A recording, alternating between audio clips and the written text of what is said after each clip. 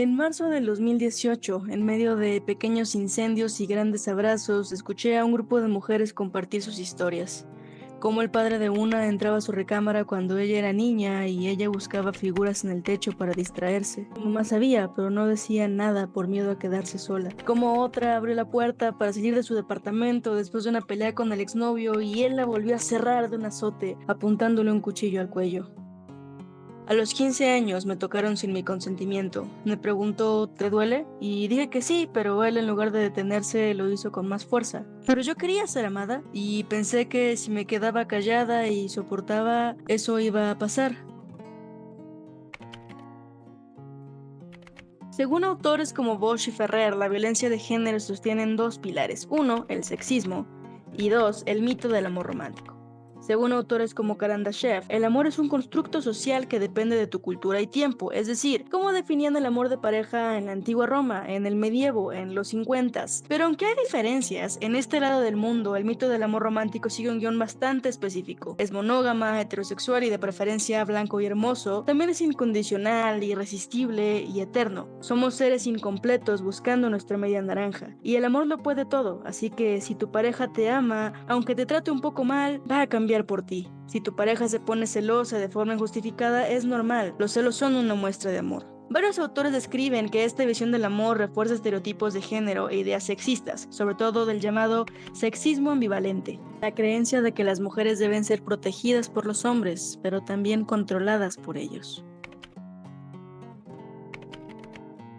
A los 19 años invité a mi entonces pareja a comer. Él tenía 26. Pensó que lo iba a cortar por cómo me hablaba, pero solo le dije, oye, no es necesario pelear como peleamos, no me grites, hablemos bien, porque pensé, no lo hace a propósito, me quiere, mi amor lo va a cambiar. A los 21 fuimos a un viaje juntos y él se molestó y estrelló su celular contra la pared. Por impulso yo me salí, cerré la puerta y luego pensé, qué exagerada, ni me hizo nada. A los 23 años, ya viviendo juntos y discutiendo como nunca antes, tomé una pala de la cocina y la azoté sobre la mesa. Se quedó callado. Eso que sentiste en el pecho, le dije, ese miedo, es lo que yo siento cada vez que me gritas. Por favor, no me grites.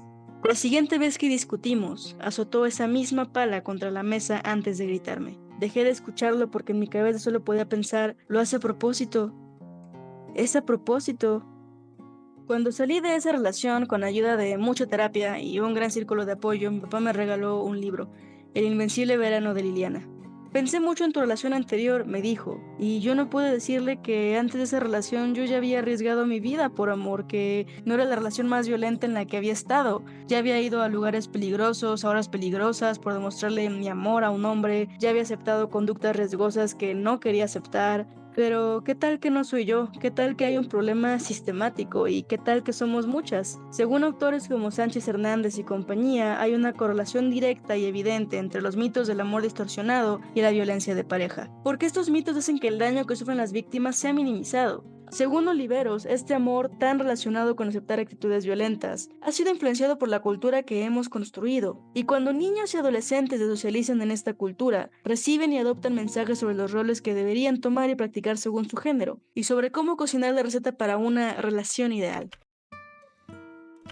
¿Por qué nos pesa tanto el amor de pareja? ¿Por qué lo vemos como un tipo de amor distinto a cualquier otro tipo de amor? ¿Cuál es la diferencia entre el amor que me dan mis amigos, amigas, amigues, mi familia, el que me doy yo y el que me da un novio o esposo? ¿Por qué el de él pesa tantísimo más? ¿Por qué al novio o a la novia hay que darle su lugar? Y no hablo de infidelidades, hablo del peso que socialmente normalizamos darle. Tu pareja va por encima de tu familia, tus amistades, de tus pasiones, de ti. Pero el amor que a mí me ha sanado es el que suena, sé tú, sé feliz, ten amigos, ama a más personas, ten pasiones propias, descúbrete, crece. Quiero verte, quiero estar en el camino, pero no eres mía. Cuando yo salí de mi casa para vivir sola, mi papá me abrazó diciendo, te toca construir tu vida, vuela. Me acompañó a llevar mis cosas al nuevo departamento con lágrimas en los ojos, pero prefiriendo que yo fuera libre a que estuviera siempre con él.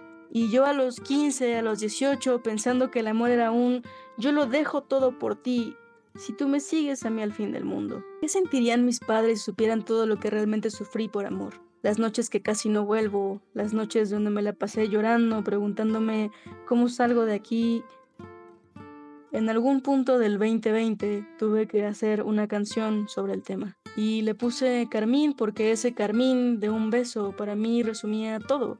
Es un no puedo ir contigo a todos lados, quizá un día no te vuelva a ver, pero llevas esa mancha de la vida en la mejilla y si no la ves la sientes cuando cierras los ojos y no sabes qué hacer. Sabes que te quiero. Fue una de las primeras canciones que escribí que no le cantaban al amor Disney, al príncipe azul que después de salvarme del dragón azotaba una pala contra la mesa porque no lavé los platos, porque estaba ahí para cuidarme, pero también para que yo lo obedeciera. Cuando la grabé sentí en mi cuerpo el amor de mi madre acomodándome el saco para el primer trabajo y el de mi padre acompañándome a dejar mis cosas en mi primer depa, llorando que su niña se iba. No dolió como duele un grito o la ansiedad después de un mensaje. Dolió a un no te quiero perder, pero sé libre. Haz lo que quieras. Y si te hacen algo, yo incendio el mundo por ti.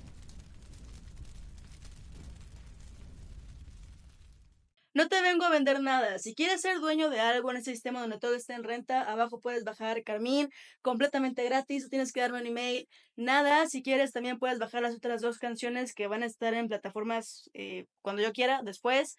Y si te gusta lo que estoy haciendo, ve mi manifiesto, apóyame en Patreon, quédate. La cultura la hacemos nosotros, las personas, no las empresas ni las marcas. Nos vemos pronto.